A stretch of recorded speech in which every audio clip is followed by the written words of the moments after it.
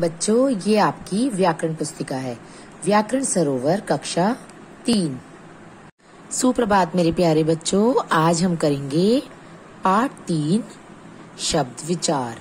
शब्द विचार मतलब शब्द, जैसे मैंने आपको बताया था ना, वर्णों से मिलकर शब्द बनते हैं। शब्द विचार कि शब्द किस तरह से बनते हैं, हम इस पर विचार करेंगे। और शब्दों की सहायता से क्या क्या होता है, शब्दों की सहायता से क्या क्या बनता है, आज हम इस पे भी विचार करेंगे। चलो देखते हैं। सबसे पहले हम बात करेंगे शब्द। शब्द मीन्स वर्ड्स। निम्नलिखित वाक्यों को ध्यान से पढ़िए। गाय पेड़ के नीचे बैठी है, आम की डाल पर कोयल बैठी है, तालाब में कमल खिला है, तारे रात्रि में चमकते हैं। इन वाक्यों में प्रत्येक वाक्य कई शब्दों से मिलकर बना है। जैसे गाय, पेड़ के नीचे बैठी है, ये अलग अलग शब्द है ना, इनसे मिलकर एक संपूर्ण वाक्य बना। राइट। तो वाक्य के टुकड़े शब्द कहलाते हैं। ये जो अलग अलग लिखे हुए हैं ना, इन्हें हम शब्द कहते हैं, जो किसकी सहायता से बनते हैं, वर्णों की सहायता से। ये हमने पिछले चैप्टर में, पिछले पाठ में हमने ये जाना था। राइट। आपको पता है ना वर्ण किसे कहते हैं। वर्ण जो होते हैं वो हमारे स्वर और व्यंजन होते हैं। जैसे स्वर आ, ई, उ, ये सब स्वर हैं, और व्यंजन का, ख, गा, गा, ये व्यंजन है। ये सभी हमारे क्या है, वर्ण हैं। वर्णों की सहायता से शब्दों का निर्माण होता है। चलो अब जल्दी से एक परिभाषा देखते हैं। वर्णों के मेल से बने स्वतंत्र और सार्थक ध्वनि समूह को शब्द कहते हैं। यानी वर्णों की सहायता से जब हम एक शब्द का निर्माण करते हैं जिसमें वो स्वतंत्र और सार्थक हो, जो शब्द का निर्माण हम करें वो सार्थक भी होना चाहिए, सही भी होना चाहिए और स्वतंत्र भी होना चाहिए, जो किसी के बाध्य नहीं होता। ऐसे समूह को हम शब्द कहते हैं। जैसे कमल, तालाब, आकाश, पेड़, तारे आदि। ओके। ना हम देखते हैं शब्दों के प्रकार। जैसा कि हम कह सकते हैं, वर्णों का ऐसा मेल शब्द कहलाता है जिसका कोई निश्चित अर्थ हो। राइट। सही है ना। जब हम कोई वर्णों को जोड़ के शब्द बनाते हैं तो उस शब्द को, जो हमने शब्द बनाया है, उसका कुछ अर्थ भी तो होना चाहिए। अगर उसका कोई अर्थ नहीं है तो वो बेकार है। जैसे अगर मैंने बोला तालाब, एक शब्द है और इसका एक अर्थ भी है, तालाब यानी कहीं जिसमें पानी भरा होता है उसे हम तालाब कहते हैं। राइट। अगर मैं इसकी जगह बोलूं लबात या लाताब, लाताब, लाताब क्या होता है? क्या लाताब कोई शब्द है? नहीं है। राइट। तो आज हम यही जानेंगे कि शब्द कितने प्रकार के होते हैं और उनका प्रयोग कैसे होता है। अर्थ की दृष्टि से शब्द 2 प्रकार के होते हैं। यानी जो हम शब्द बनाते हैं उनका जो अर्थ निकल के आता है, उस आधार पे शब्द 2 प्रकार के होते हैं, सार्थक शब्द और निरर्थक शब्द। अब पहले हम जानेंगे कि सार्थक शब्द किसे कहते हैं। सार्थक शब्द, जिन शब्दों का कोई अर्थ होता है उन्हें सार्थक शब्द कहते हैं। जैसे मैंने अभी आपको बताया, जैसे अगर हम बात करें सार्थक शब्दों की, तो अगर मैंने एक शब्द बोला लड़का, इसका अर्थ है लड़के के बारे में बात हो रही है। लड्डू यानी खाने की एक वस्तु, बकरी यानी एक जीव जंतु, राइट, एक जानवर, इसका अर्थ है। लेकिन अगर मैं कहूं वड़का, कोई अर्थ नहीं है। वड्डू, कोई अर्थ नहीं है।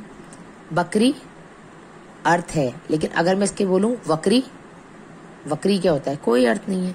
तो ऐसे शब्द जिनका एक अर्थ होता है वो सार्थक शब्द कहलाते हैं, और जिनका कोई अर्थ नहीं होता शब्दों का, वो निरर्थक शब्द कहलाते हैं। जिन शब्दों का कोई अर्थ नहीं होता उन्हें निरर्थक शब्द कहते हैं। जैसे वड्डू, हम कहते हैं पानी, अर्थ है, लेकिन अगर हम कहते हैं वानी तो कोई अर्थ नहीं है। चल, अर्थ है। वल, कोई अर्थ नहीं है। तो जिन शब्दों का अर्थ होता है वो सार्थक शब्द होते हैं, जिनका अर्थ नहीं होता वो निरर्थक शब्द होते हैं। राइट। अब हम देखते हैं प्रयोग की दृष्टि से शब्द कितने प्रकार के होते हैं। प्रयोग की दृष्टि से देखा जाए तो शब्द 2 प्रकार के होते हैं, विकारी शब्द और अविकारी शब्द। अब हम पहले जानेंगे कि विकारी शब्द क्या होते हैं। जिन शब्दों में लिंग, वचन, पुरुष, कारक के कारण विकार यानी कोई परिवर्तन होता है उन्हें हम विकारी शब्द कहते हैं। विकारी शब्द कौन कौन से होते हैं? जैसे संज्ञा, सर्वनाम, क्रिया और विशेषण शब्द, ये क्या है? विकारी शब्द हैं।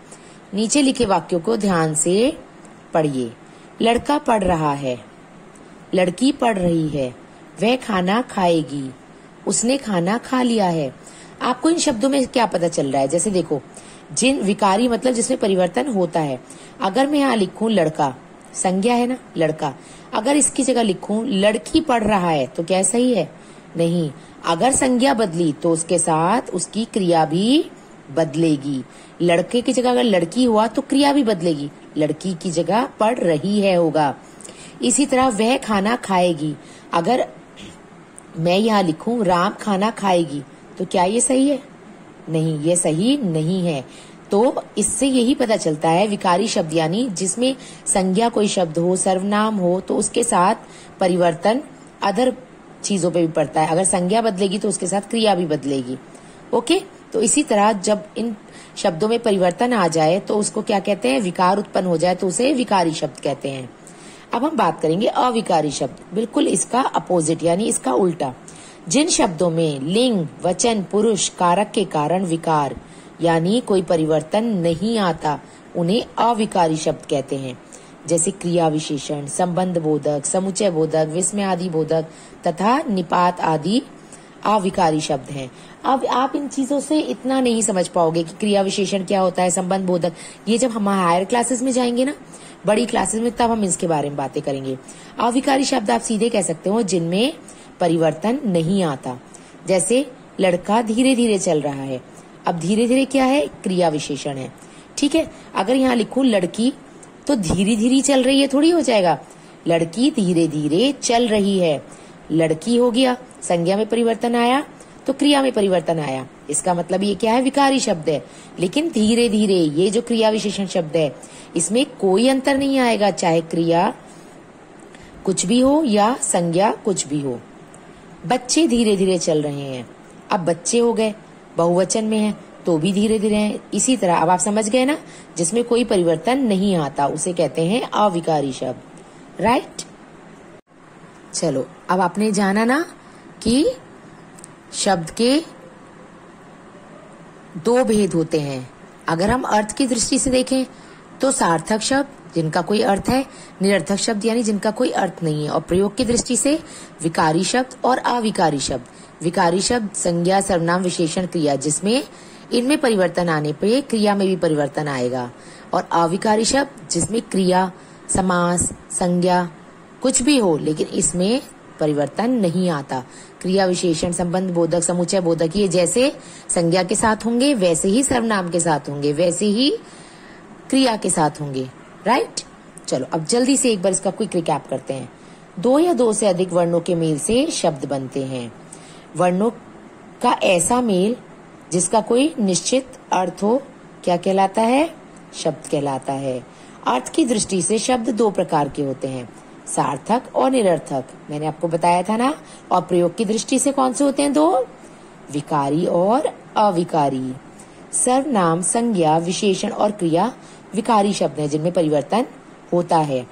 क्रिया विशेषण, संबंध बोधक, समुच्चय बोधक और विस्मय आदि बोधक, और या आप कह सकते हो निपात शब्द जो होते हैं ये अविकारी होते हैं, इनमें कोई परिवर्तन नहीं होता। राइट, तो मुझे लगता है आपको ये पार्ट अच्छे से समझ में आ गया है। राइट, फिर भी आपको इसको एक बार अच्छे से रीड जरूर करना है। ओके, और अगर आपको कहीं भी कोई प्रॉब्लम आती है तो आप मैम से पूछ सकते हैं। धन्यवाद, आपका दिन शुभ हो।